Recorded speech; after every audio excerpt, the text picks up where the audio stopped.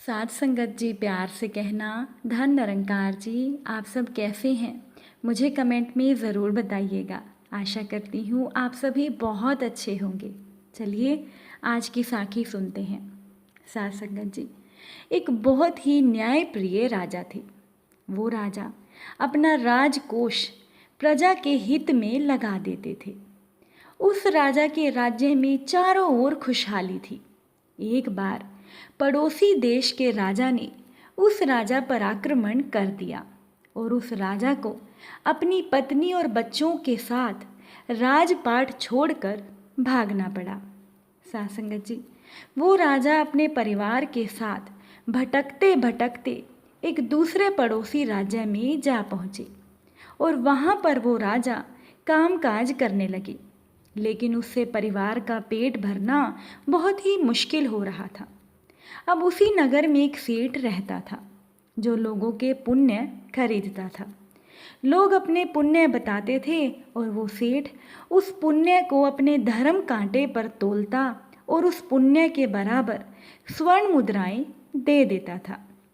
साथ संगत जी, जब उस राजा की पत्नी को, रानी को ये बात पता चली तो उसने राजा से कहा कि जब आप राजा थे तब आपने असंख्य पुण्य किए थे। आपने तो बहुत पुण्य के काम किए थे। अब अपने कुछ पुण्य उस सेठ को बेच दीजिए, जिससे हमारा और हमारे बच्चों का निर्वाह सरलता से हो सके। साथ संगत जी, वो राजा अपनी पत्नी के कहने पर सेठ के पास जा पहुँचे और अपने आने का प्रयोजन सेठ को बताया।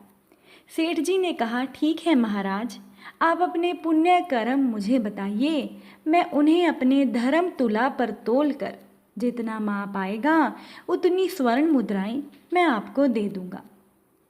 राजा ने अपने पहले के पुण्य कर्म बताने शुरू किए और वो सेठ जी उसे अपने धर्म तुला पर तोलते गए, लेकिन ये देखकर वो राजा दंग रह गए कि धर्म तुला पर उनके हिस्से में कोई भी पुण्य नहीं था। साथ संगत जी, अब वो सेठ जी राजा को फटकारते हुए बोले, राजन, आपने राजा होकर भी कोई पुण्य नहीं किया जिसका फल शेष बचा हो। वो राजा निराश होकर जाने लगी। तभी सेठ ने उस राजा को बुलाया और कहा कि जब तक आप राजा थे तब तक प्रजा के हित के लिए आपने जो भी किया वो तो आपका राजधर्म था। जो कुछ आपने प्रजा के लिए किया वो आपका कर्तव्य था। इसीलिए कर्तव्य के बदले आप पुण्य के भागीदार नहीं बनते। आपने राजपाट गंवाने के बाद कोई पुण्य अगर किया हो तो वो मुझे बताएं। साथ संगत जी, अब वो राजा याद करने लगे, लेकिन उन्हें कुछ भी याद नहीं आ रहा था। आखिर भूखे पेट सोने वाला क्या पुण्य कर सकता है? अब अचानक से उस राजा को एक बात याद आई कि एक रात जब उनका परिवार भूखा था तो उस राजा ने किसी तरह से 2 रोटियों का बंदोबस्त किया। तभी एक भिखारी आकर उस राजा के सामने गिड़गिड़ाने लगा। भूख के कारण उस भिखारी का शरीर बहुत ही कमज़ोर हो गया था। राजा ने वो दोनों रोटियां उस भिखारी को दे दी और राजा का पूरा परिवार उस दिन भूखे पेट ही सो गया। सेठ ने जब उस राजा का ये पुण्य अपने धर्म तुला पर रखा और स्वर्ण मुद्राओं से उसे तोलने लगा तो सेठ जी के माथे पर पसीना आ गया।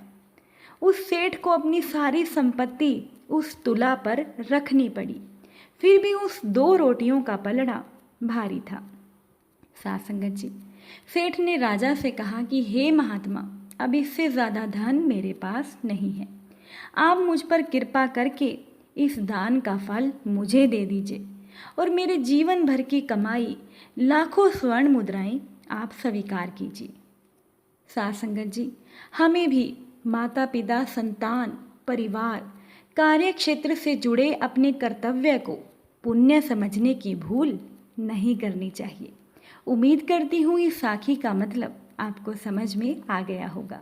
फिर मुलाकात होगी किसी नई साखी के साथ। तब तक के लिए धन निरंकार जी।